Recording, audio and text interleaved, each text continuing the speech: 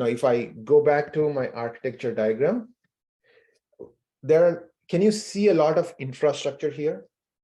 So the infrastructure that I can see is you have a VPC, and then you have in a region, you have subnets, okay, and you have application load balancer, you have VPC NAT gateway, you have internet gateway, and you have another private subnet.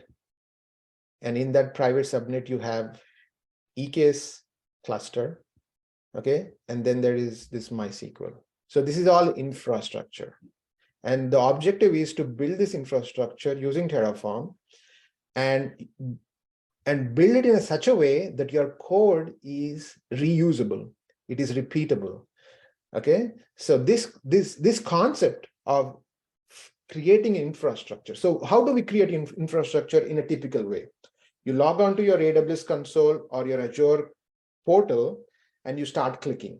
Okay, you click on it, okay, go to EC2 instance, create new instance, okay, and you select which kind of instance do you want, okay, or if you want to create a VPC, go to VPC, create new VPC, you create subnets, you create route tables and all that stuff. So you click it, okay. In the real world, that's not how things are done, okay. Nobody clicks, and it's not, even if somebody is doing that, that's not advisable. Why?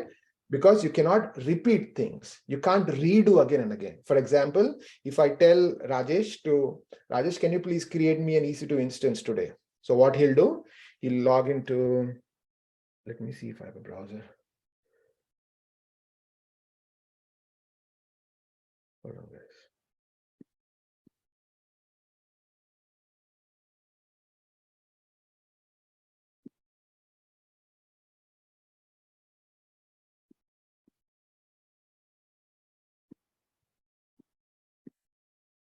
Okay, what do you do? If I tell Rajesh or let me see, I'm not familiar with your names, guys. So I don't know if I'm not able to see.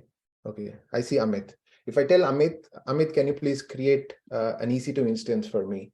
So let's say if he's not using Terraform or any infrastructure as a tool thing, what he would do, he would typically come here. He would first go to VPC. Then he'll create a VPC for himself, and then some subnets, and then some route tables, okay, and then some NAT gateway, okay, and then some elastic IP. So this is something that is done once, you don't do again and again. Then he would come to EC2 instance, come here, and then he would go to running instances and say he would go to launch instances. He'll give a name here. He will choose which operating system he needs. Then he'll choose which architecture, and then he'll choose what kind of server he needs to use. And then he select a key pair, okay? And then he'll select which VPC he wants. There's a lot of configuration that you need to enter, okay? And then ultimately you'll click on launch instance, and then your server is created here, okay? You'll have a server here. Okay, now I'll tell Amit tomorrow again. Amit, I need, there's a new business which came, they need 2 EC2 instances. What he would do, he would do the same thing again, launch instance and do it again. So if you're working for a big organization, you keep getting requirements to build infrastructure, okay? And going and creating from the console is very slow. It is not, Amit might actually miss out on something, okay? He might miss out on a configuration. It is prone to error. It is very slow. It is not repeatable, okay? That's the reason we have something called infrastructure as a code, okay? Now, infrastructure as a code, what it does is, it lets you write everything in a code. You can write VPC in a code, subnet in a code, literally every resource as a code. Why do we need to do that? So that you can repeat the task, so that you will not be error prone, okay? And everything is in a file, so that you can also version it. So when I mean version it, you can put it in GitHub and you can collaborate with your whole team to do the task, okay? Because ideally you will be working in a team. Okay, so you need to have your code collaborated with other people, and you can reuse it as well. Today, Amit is using, and there is another, let's say there is Rajesh who came and he wants to use it. So he can just take Amit's code, which he created, and then spin up his own servers. Okay, nothing needs to be changed. Okay, if there is some change, he can take Amit's code, modify a little bit, and do his job. In that way, would be very easy. Okay, so doing manual task is not advisable, not encouraged in the industry. And doing through infrastructure code will save you a lot of time and will save you a lot of energy, will save you from doing a lot of errors as well. Okay, so that is why we use Terraform to do it. Okay, now, so what we're going to do is infrastructure as a code. So one such tool is Terraform. Terraform is an infrastructure as a tool solution. Okay, what is infrastructure as a code? Your infrastructure is described using a configuration. Okay, this allows your infrastructure to be versioned and treated as you would any other code. It can also be shared and reused. Okay, this is called infrastructure as a code. Why do we need Terraform? Okay, you can automate all your infrastructure using Terraform. Okay, it is a repeatable process. What it means is you can reuse the code again and again. Okay, you don't have to really worry. Okay, so let's not go into much of theory, because you will learn these things while you do it. My objective is to explain to you things. So the first thing that we're going to do, okay, the very first thing is what we're going to do is we will have an AWS account. Okay, for those who don't have AWS account, I would suggest you go ahead, create an AWS account for yourself. Okay, it's very easy. You can just go to Google, say AWS free tier account, and you will be able to create it. All you need is a credit card, and then most of you would know, but if you don't know, please reach out to us and we'll help you how to do that. Okay, the first thing is AWS account. And then within the AWS account, we will create a VPC. It's a virtual private cloud. Or people who are coming from Azure, it is nothing but a virtual network. Okay, so we will create a boundary. So we'll take a chunk of space in the AWS cloud. Okay, let's say AWS is like a city. We are taking a house in AWS, and that is our VPC. Okay, once we have our VPC, then we'll create subnets into it.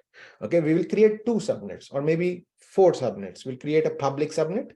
Okay, and then we'll create a private subnet. Okay, and then after creating the subnets, we will go ahead and create our virtual machines. We'll create our EC2 machines. Okay, and in these EC2 machines is where we will install our Docker. To begin with, this is where we'll install our Docker. Okay, now and all this we are going to do through Terraform. Now, once we install Docker, we will go ahead and create a application load balancer in the public subnet. Now, why do I create an application load balancer in the public subnet? Because I need to access my applications, right? In order for me to access my applications, my load balancer should be in the public subnet. Okay, so this is what we're going to do. Okay, and eventually we'll also do a little complicated architecture, which is a public subnet, private subnet, load balancer. But this time we'll create a Kubernetes cluster. Okay, and creating a Kubernetes cluster is a little complicated stuff. So for that, you should be very familiar with this project. Okay, creating an EC2 instance, because this is where we will learn most of our building blocks. Okay, and using these building blocks, we'll come here and create our Kubernetes cluster. Okay, and inside the Kubernetes cluster, you'll have more than one virtual machine. Okay, I mean, you can have one virtual machine, but it's suggested you have, depending upon the number of applications that you deploy, you use whatever is required. Okay, now once you have these applications, you use your load balancer to forward the connection to your private cluster. So this is what we are going to do. And ultimately, this is what ultimately, this is what we are going to do. This is the big picture of what we're going to do. Okay. Hi. Please take a few seconds to like this video, ask your doubts or questions in the comments. Our trainers will answer it. Your response helps us to post more videos on this topic. More likes we get, more videos we can post. And do not forget to subscribe to our channel. Thanks. Okay, let's start off. So the couple of things I said you want, one is your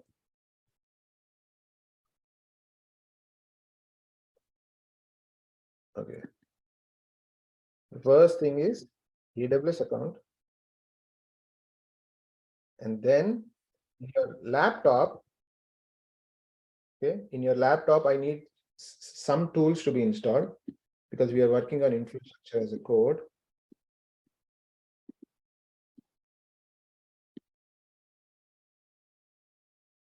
Okay, in your laptop, I want you to install AWS CLI. Okay, because we need a CLI to connect to your AWS. Okay, it's a CLI is nothing but it's a command line interface for you to talk to AWS. I mean, I don't want you to log into the console and do anything. Let's try to behave as if we are working on a real environment. So we will use all the tools that we would actually use in the industry. Okay, we need AWS CLI, and then you need to install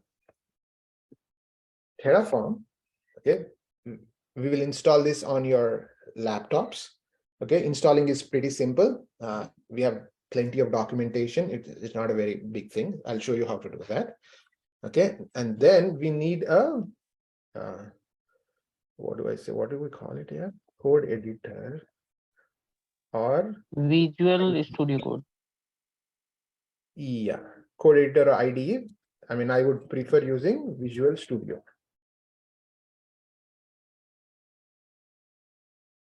This is what I would prefer, but if you don't like Visual Studio for some personal reasons, you can use whatever code, whatever IDE that you want. Okay, because we are working on infrastructure as a code, then we would need a code editor. That is where we will put our code to do it. Okay, so these are the basic things that you would need: an AWS account and a laptop. Okay, and in the laptop, these are some of the tools that you need. Okay, now I would assume that you would know how to use AWS CLI, but it's very simple. We can just the first thing is how to get rid of this file name segmentation.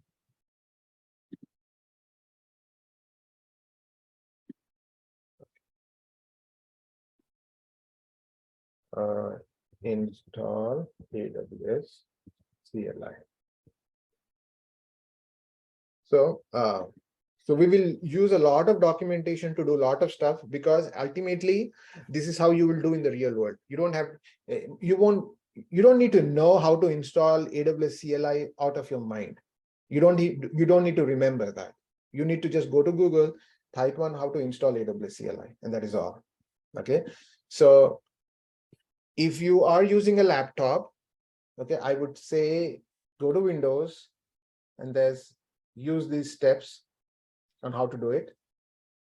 So I can just ping this link in the chat.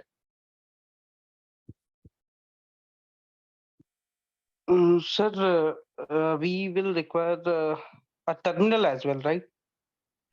You will require a terminal as well. You will require a terminal as well, yes. Yeah. Man, where is this? Okay, I'll ping you after some time. I don't know where this kind of gets confusing.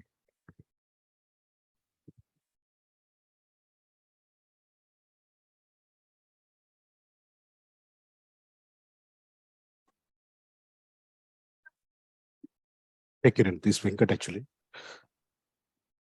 Hey, Venkat. Yeah, this resource creation we can able to create using the Terraform. That's fine. But what about this? We can able to do it in the cloud formation, right? So how we can compare this to? Yeah, we can do through cloud formation as well, of course.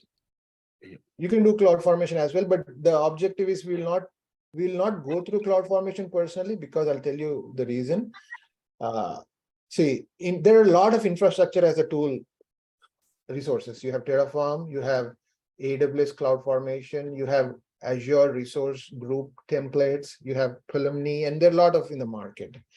For this course, we will only stick to Terraform. It's only because it is widely platform agnostic. What I mean by that is you have a lot of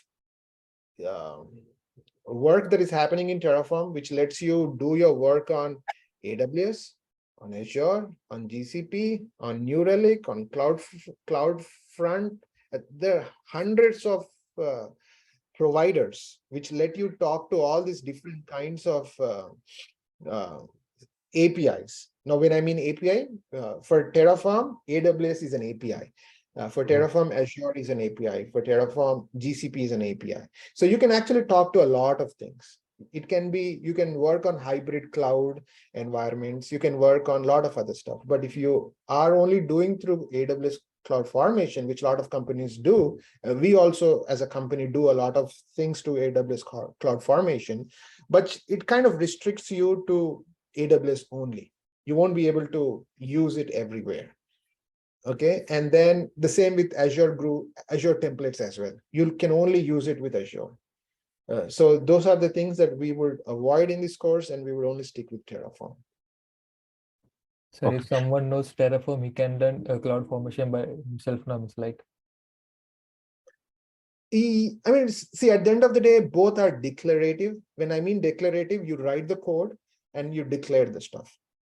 So I would say it is easy to learn AWS Cloud Formation if you know Terraform, and it is easy to learn Terraform if you know AWS Cloud Formation.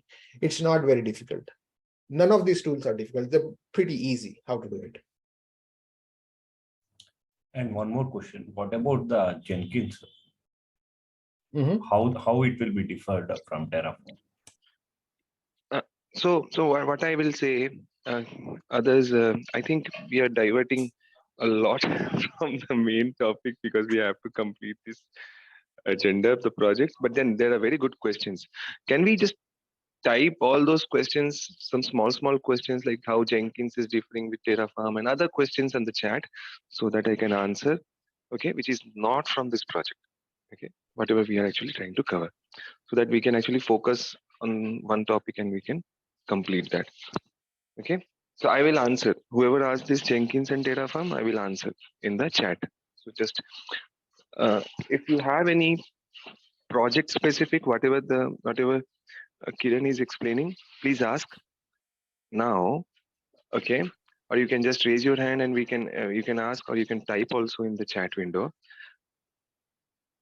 Other than that, if you have any questions like, okay, what is Jenkins, Terraform, what is Docker, what is Kubernetes, or something, whatever is coming in your mind, generic questions, please type over chat. I'll take over.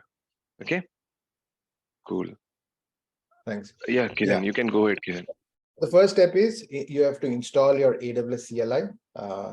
Unfortunately, I won't be able to install it right now because I already have it installed. Okay, but it's very simple. You go through this documentation, and if it is, guys, just give me 1 second. Just give me 1 second.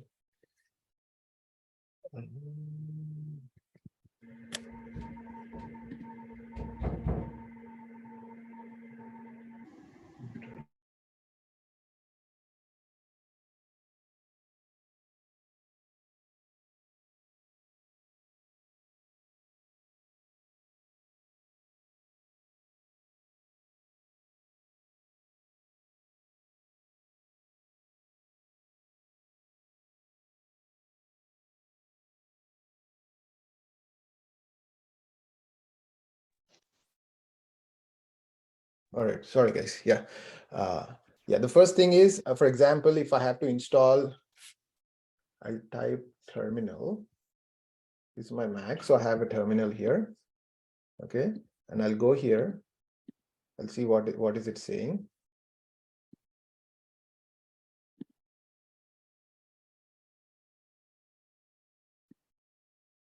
If it is the GUI, if I want to use command line installer, I need to just copy this commands and then run this command. And finally, if I do which AWS, sorry, it says it is there. And if I see the version,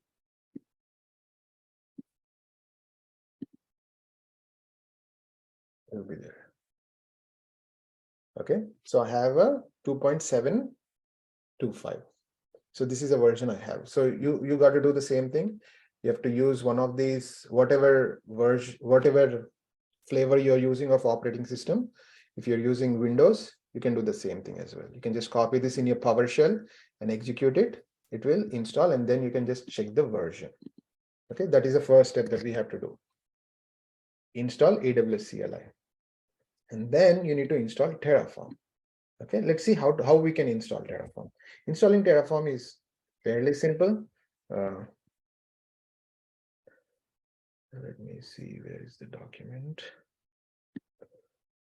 Okay. So when it comes to Terraform, if you are on a Mac, you just run brew install Terraform and it will install for you. Okay, let me show you how to do that. Since I'm on Mac, I'll just do brew install Terraform.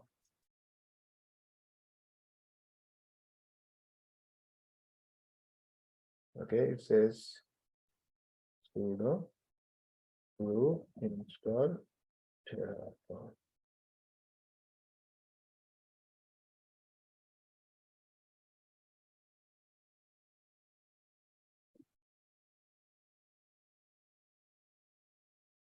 Oh, it says it's already there. I'm sorry.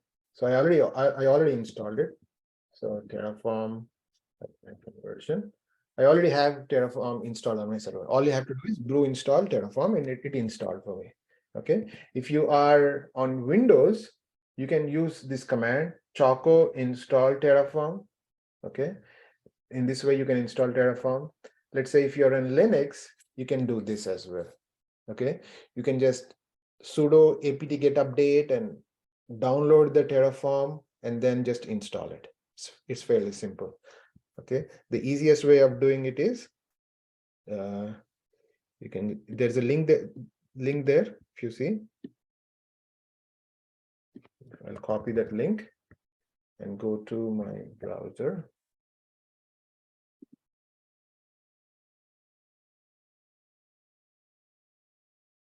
Okay, I'll put this in the chat for you guys.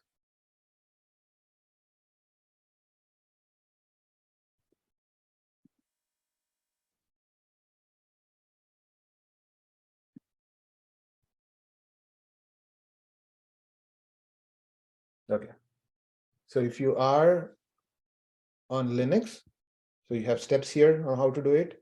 If you're Ubuntu, if you're CentOS, they are different. And if you're Fedora, if you're Amazon Linux, you have different commands on how to do it. If you're on Windows, chocolatey, then you can just run choco install Terraform and it will install it for you.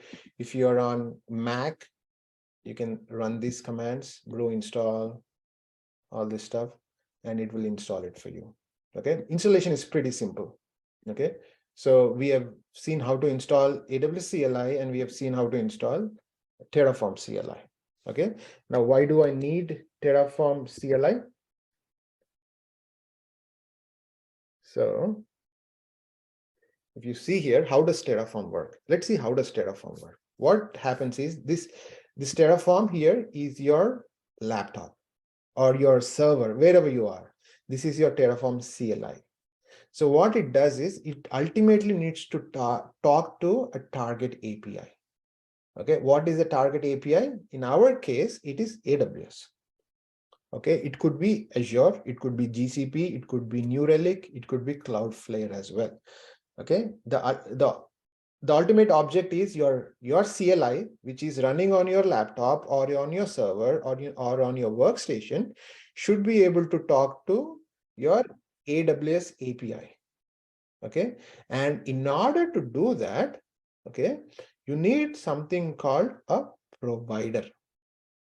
Okay, provider is nothing but it is a channel between you, when I mean you, your CLI, which is running on your server, on your laptop, and the AWS service. Okay, so you need a provider in between so that it can talk between both of you. Okay, you give instructions to the provider and provider will translate it to your AWS. So that is how things are going to work. Okay, and each one has a different provider. Okay, AWS has its own provider, Azure has its own provider, GCP has its own provider. So you have to use the appropriate provider and let your Terraform talk to AWS. Okay, so that's the high level. And then you need to have a Visual Studio. Okay, so I already have Visual Studio. It's very simple to install Visual Studio. Visual Studio Code.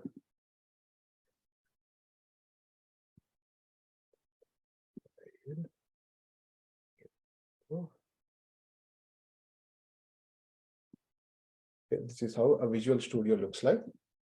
How to install Visual Studio? We'll go ahead into Google.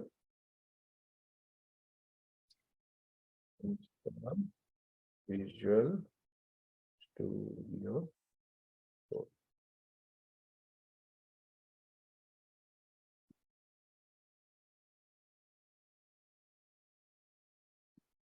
So you can go here, download Visual Studio Code. If you're on Windows, you can just download the exe file and install it. If you are on Windows, you can, if you're on Debian, you can do this, or if you're on a Red Hat, you can do this. If you're on Mac, you can do this. All you have to do is download the installer and execute it. It's fairly simple. If you guys have any issues doing it, please let me know. The reason I won't be able to install it now because I've already installed it. Okay, you need to download Visual Studio Code and just install it. It's fairly simple. Okay, the reason I'm really not spoon feeding you here is because this is how you would be treated in the real world. Okay, you will not be actually given a banana, peeled it and put it in your mouth. You would be asked to eat the banana. Okay, so I'm actually giving you the documentation and I want you to try it out. If you have any issues, in the next class, we can spend the first 15 minutes addressing those issues. Okay, so I want you to use these links that I've given you, install the CLI.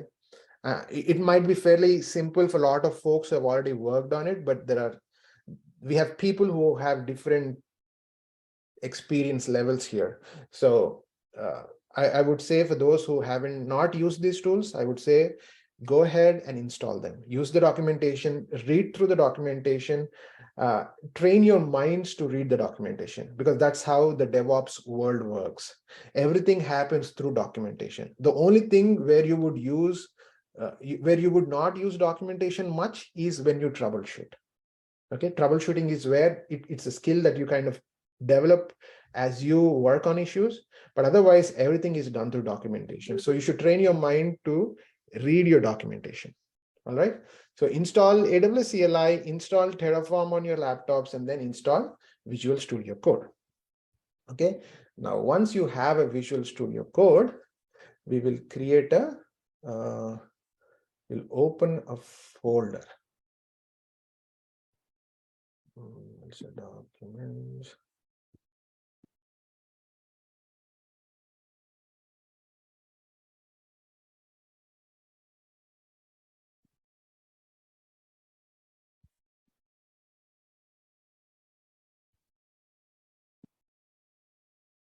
I'm just trying to create a folder.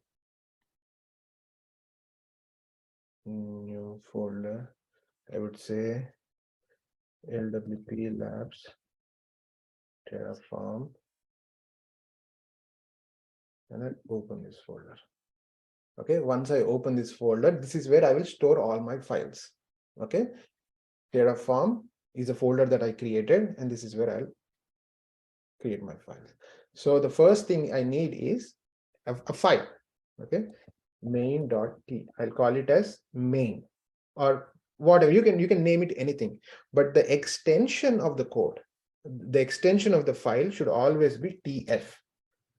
Okay, that is how it should be. The name of the file can be anything. It could be amit.tf, rahul.tf, kiran.tf, it doesn't matter. But usually they recommend you use main.tf. Okay, if it is your main file. Okay, and hit enter. So this is your first file.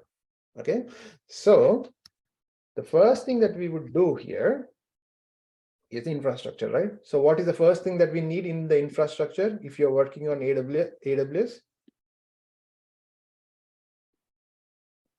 The first thing I would say we need is a VPC. A virtual private cloud is what we need. The first thing. We can use the default VPC, but I want you to know how to create VPC, all the infrastructure using our Terraform. Okay. Now before VPC, what do we need? An AWS account, right? I've asked you to create an AWS account and install a CLI. Okay, so first AWS account. So why do I need AWS account? Because I need to log in, right? My Terraform needs to have access to my AWS. So what do? I go to my AWS console, I go to IAM, I need a user, right? So this time we will not use a username and password. Username and password is only used if you are working on the GUI, the graphical user interface, the console. But if you are trying to programmatically access AWS, you need to have a secret key and secret access ID. Okay, so we are going to do that. So we'll go to users. We'll create a user. We can call him as admin, or you can do whatever you want. We can also enable this one, access, doesn't matter. Then next. And we need to give him some kind of permission. Okay. So since he's the one who will be creating a lot of resources, I would give him administrator access, but you can give whatever you want. Okay, this is I'm giving so that it'll be simpler. I don't want to spend a lot of time on IAM right now, so I am giving an administrator access. Okay, and then I would hold on, guys.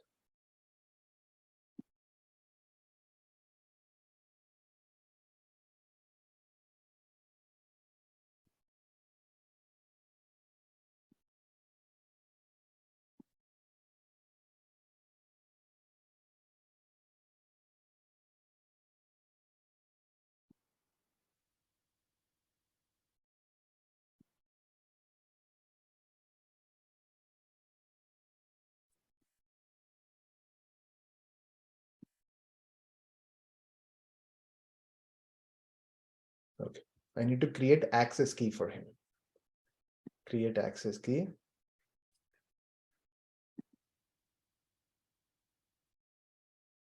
So we can't do by using root user. We can, you can. I mean, I would encourage not to do that, but yeah, you can. Means user means root user can also create that access key for himself. Correct. Oh yeah, you're right. Download CSV. Okay. So I got my root user and password. So what do is I need to log into my CLI. Okay, so how do is I need to open a terminal in my Visual Studio Code. Okay, I open my terminal. I do AWS configure. I need to configure my AWS. Okay, so it would ask my access key.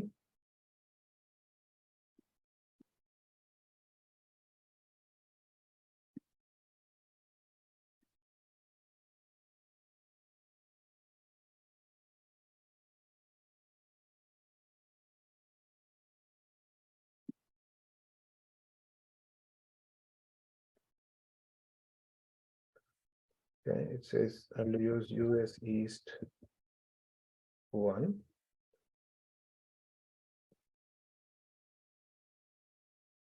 Okay, now I'm logged into my AWS. Okay, AWS is done. I logged in, everything is fine. Okay, now I can start creating my resources. Okay, the first resource, what are we creating? A VPC. Now, how do I create a VPC? I'll show you how to actually do it. Okay, you have to go to Google, type Terraform plus AWS VPC. Okay, you don't have to remember the syntax. Okay, we don't have going to waste our space in our mind creating these syntaxes. Okay, so this is how you create a VPC. So this is the basic way of creating a VPC. Let me copy this and go to my main file and paste it. So I'm not going to do any tags right now.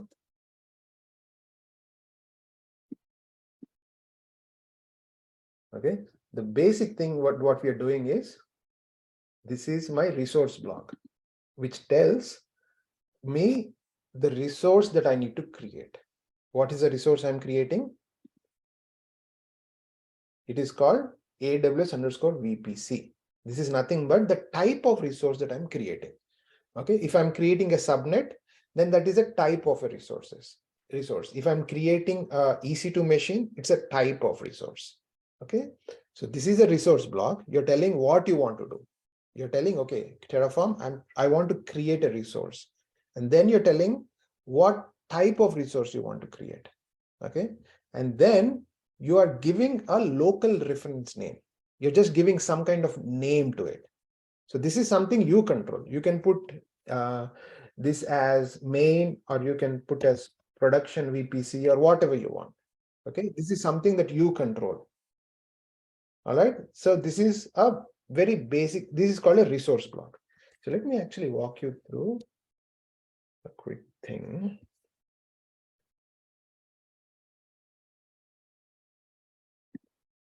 Okay, so in order to create a VPC, it is very simple. So this is what you got to do.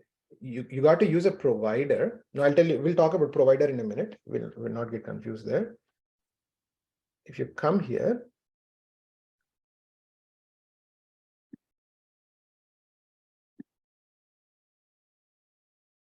if you see, what is this? It's a resource. First is the resource block, and next is a resource type. Resource type is the type of resource that you're deploying. And then there's a local name that you're giving to it. And then finally, you have to give some kind of attributes to it. Okay, attributes are nothing but some kind of arguments that you have to tell. Okay, this is the IP range that you need to use. This is the name of the VPC that you want. So you actually give all this information to it. Okay, so where do I get all that information? You need to learn to read this documentation. Okay, you have to, if you go down, you have various arguments. Okay, I can give the CIDR block here. I can give the instance tenancy. So you have a lot of these things. You might not need all these things, but whenever you need to come here. Okay, you need DNS support. Let's say DNS support means there's some kind of DNS name that gets created. Okay, if you want to enable it, you can enable it. Okay, that is that. So you need to come to this documentation and read it. So if you want to just create a simple VPC, then you can just run this. This is the basic VPC that you can run, but you can actually make it more complicated by doing all this stuff. Okay, if you need, only if you need it. Okay, now each and every argument has a meaning to it. So you have to read the documentation and go through it. Okay, so let's go ahead and create a VPC first.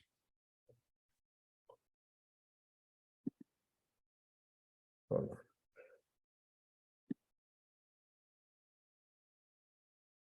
So if you come here, so as I told you before in this presentation, I told you that there is something called what? A provider. Okay, you have a provider. Okay, each cloud environment has a different provider, and since we are working on AWS, we need to use a AWS provider. So how do I know which provider to use? I'll go to the documentation. At the right top, if you see, there is something called use provider. You have to go there and copy this information. Okay, this is the provider information. So the first thing I need before anything is I need to put the provider here. So what it is telling, I need to use the AWS provider with this version. And then if you have any configuration for the provider, you can give it here. We'll get back to this later on. Okay. So for now, you can leave this, the configuration, but remember this one. What is a required provider? Provider is nothing but an interface between you and AWS. This is a provider which will talk to AWS. Okay, so this is very important. Without this, you won't be able to talk to AWS. Okay, and then comes, you need to create a VPC. Okay, so we will create a VPC using the resource block. So I'll come here, show this. I'll call it, I'll put some comments telling code, creating my first VPC. Okay. It's called, hold on, yes, let me put a reasonable name.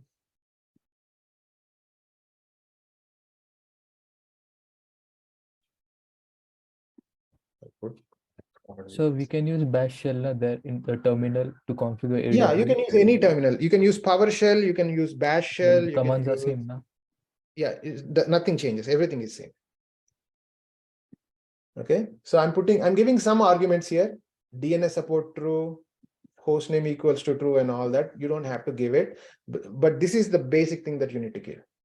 Okay, this is something that is given to you by your organization. It will tell, okay, this is the IP range that you can use. Okay, now once you do this, you save this file. Go to file and save this file. Now, if I come here, there is a main.tf file here. You see, there's a main.tf file. It is better. Let's do one thing. We'll create a folder and push it into the folder. I would say AWS. I'll say 1, and then move this file into that one. And then I'll go into AWS 1. Okay, I have my main file here. Okay, it has a provider and it has something to create. What are we creating? A VPC is what we are creating.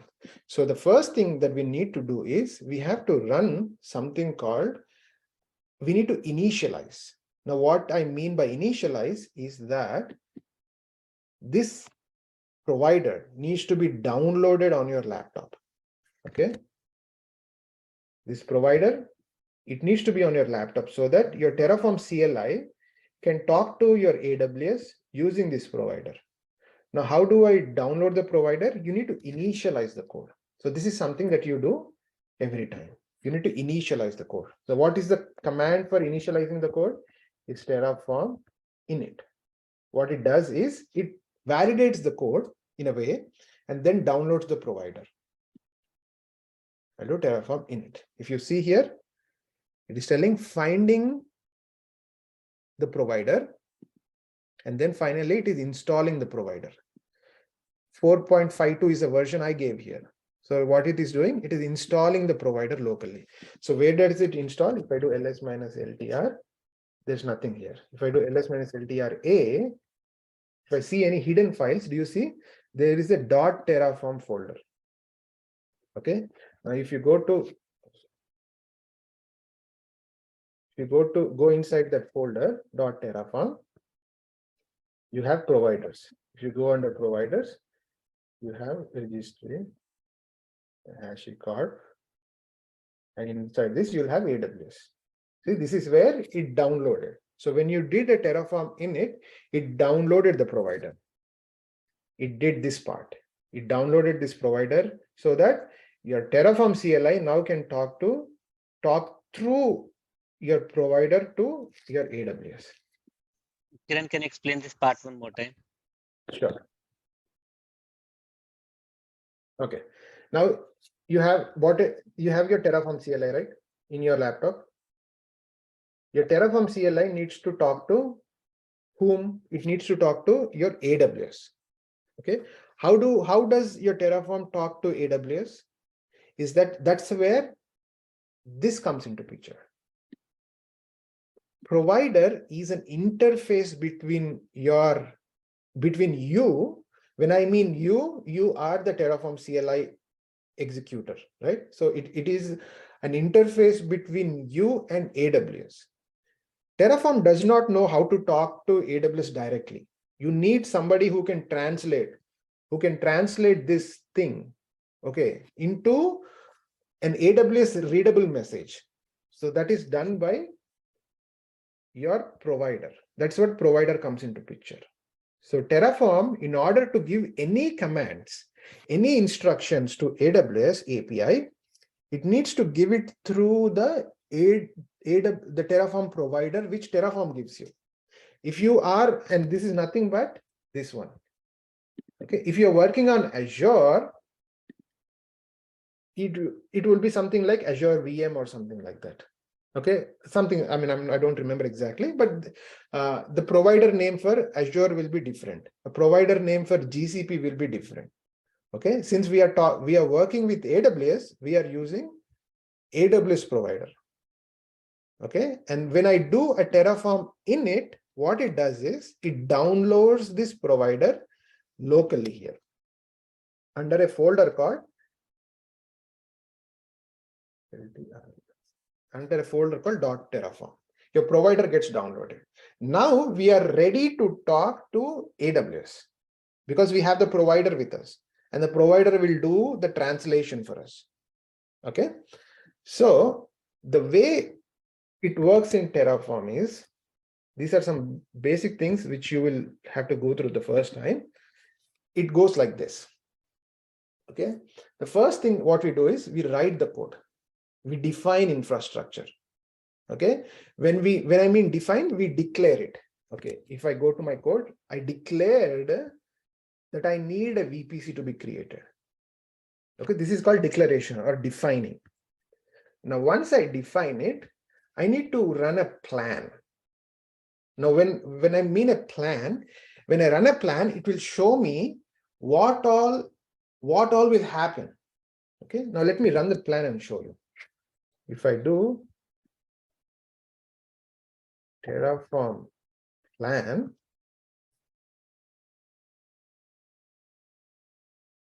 needs to be recompiled support unrecognized remote plugin. Okay, that's an issue with Mac. You won't get it with you. You just need to retry. Okay, when I run a Terraform plan, it will tell me what it is doing. It says Terraform use the selector provider, and then it is telling me what it is doing. What is it doing? It's creating something. Okay, what is it creating? It is creating a AWS VPC. How does it know? Because this is where I told it to create AWS VPC. And I gave it a CIDR block here. CIDR block is /16. Okay, and then I told DNS support and hostname some values is what I gave. Okay, DNS hostname is true, DNS support is true, and then instance tenancy is default. So there are some arguments that I gave it to the resource block. So it says, okay, there's one resource that is getting created. So one add, 0 are getting changed, and 0 are getting destroyed. So what is this? It's a plan. It's actually going to tell you what your code is going to do. So what you do is you review this code. Okay, is it exactly doing what I told it to do? Okay, here I told it to create, and here also I see it's creating. Okay, it is creating all this. So the plan looks good to me. And then if you come here, after you plan, what do? You need to apply it. Okay, this is where you can apply it to anything. You can use AWS, GCP, Azure, says you have around 1,000+ providers. Datadog, New Relay, CloudFront, Cloudflare, everything you can do. Okay. So what I did was Terraform plan. Now what I need to do is Terraform apply. When I run this apply, let's see what it does. So it is asking me, do you really want to do? Make sure you go through these things, what it is going to do. And if you think it is exactly doing what you told it to do, you can just run yes.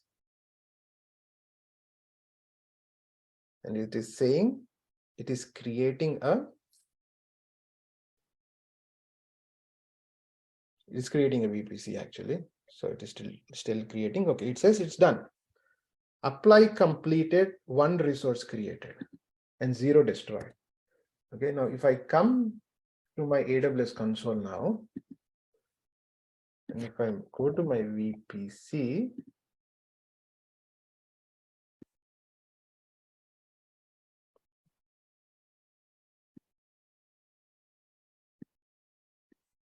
okay, this is a VPC, it got created. If you see the CIDR 10.00/16, this is a CIDR that I gave 10.00/16, and it got created.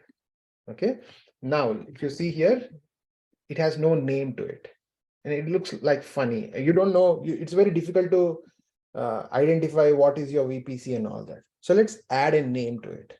Okay, now how do I add a name to it? I will put some kind of tag.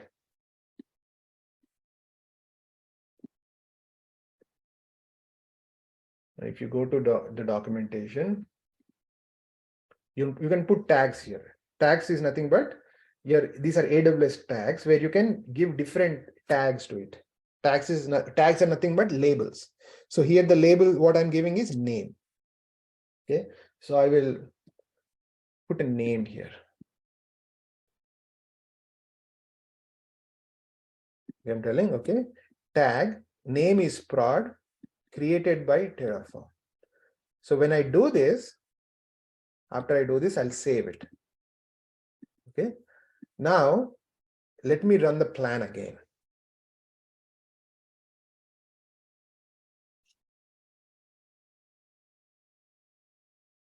Okay, now if you see here, previously, if you remember, it says it was creating something. But now it is saying it's only updating. It is not recreating anything. It is only updating it. What is it updating with? It is updating it with the tag. Okay, tag is what it is getting updated. So what it says, 0 is getting added, 1 is getting changed, 0 is getting destroyed. Now, if you see here, this is called declarative way of doing things. You are declaring things, and what it does is it will make sure. Now, I need you to understand this, and if you don't understand, ask me the question. In a typical script, let's say if you are working on a shell script or a Python script, let's say you execute the script. What it does, it executes the task. If you execute a Python script, it executes the task. Let's say you run the same script again the second time. What does it do? It executes the task again, right? And the same with the Python script, it executes the task again. But when it comes to Terraform, it doesn't execute the task again. Okay, so what I mean by that is, if I remove the tags here, if I remove the tags and save it, and try to execute this file again,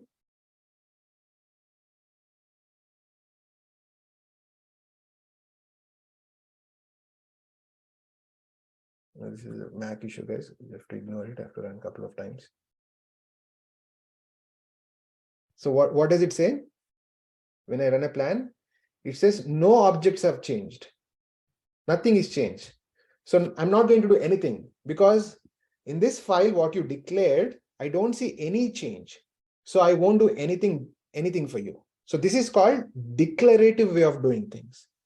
In an imperative way of doing things is, if you run a typical shell script or a Python script, every time you execute, every time it executes the task. But in Terraform, it is declarative, means it will execute only if there is a change.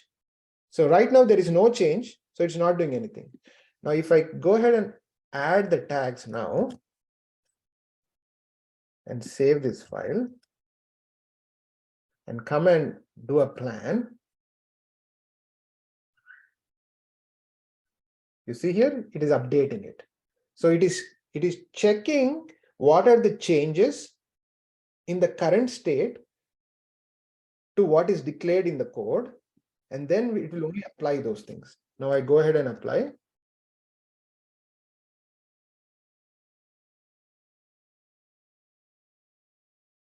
It will ask me whether you want to do it. I will say yes.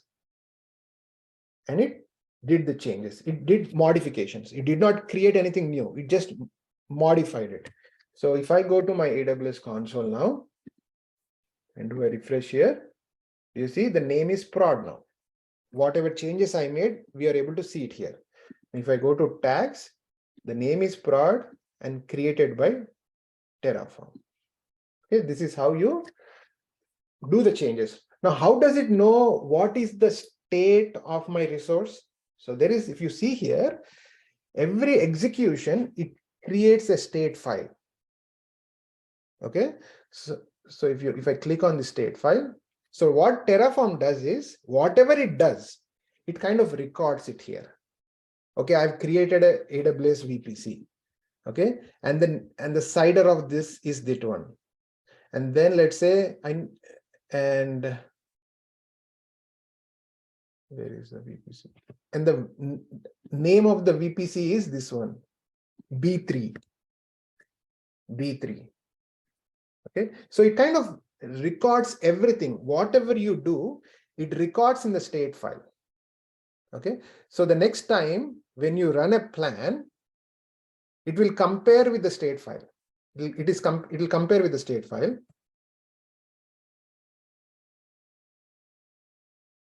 Okay, it compared with the state file, and then it found nothing. There were no changes that it found. Okay, so it didn't do anything. So the state file and what is actually there in the AWS the code and the state file looks same, so it doesn't do anything different. So let's say I add one more telling that org equals to LWPLABS. If I add something, now what it does is when I run the plan, it compares it with the state file. Okay, it compares it with the state file and then finds the difference. Oh, what is in the code and what is in the state file? I see a difference. I don't see this org labs. So let me update it. Okay, and then when you actually run the plan, now if you see here, if I do Control F and look for org, you won't find anything here because it is not there in the state file. Okay, now when I run apply and do yes, okay, it says 0 added, 1 changed. Now I come to this file again and do org, you see, it updated the state file. So what Terraform does is, whatever you do, it records into this file, Terraform state. And whenever there is a difference between your code and the state file, it will make sure those changes are applied. All right, guys. So I'll have to stop here for today, but let me know if you have any questions. We can talk about it. And for tomorrow's class, I want you to be prepared with AWS CLI, your Terraform CLI, and a Visual Studio Code. Hello, Kiran. The values we are giving here, like in the CIDR block, or also like the 10.0.0.16, or also the the number of subnets, or which region we have to choose, or availability zone. Like those values, we don't have to decide those now. It's like someone will tell us now that these are the range of IPs. Yes, in the real world, yes, you don't have to decide the region because your company would run all its workload in a specific region. You don't have to decide the CIDR block because your company will have a big CIDR block and then tell you Okay, boss, this is what you have to use for your account. Like for So you creating, have somebody who will do that for you. it's like for creating the infrastructure, those values means like when we do the manual part, we choose the values now, like which availability zone. Correct. Those we have to You know. got to decide that. Yes. In Terraform, we don't have to means like decide those. Means like someone will give us the values. We just have to put here. Correct. Somebody will give you the values unless you are the architect of your organization where you have to decide. Otherwise, yeah, somebody will give you those values. So for me, I am not the architect of the network of my company. So somebody in the network team would tell me, okay, Kiran, this is the IP range where you need to use.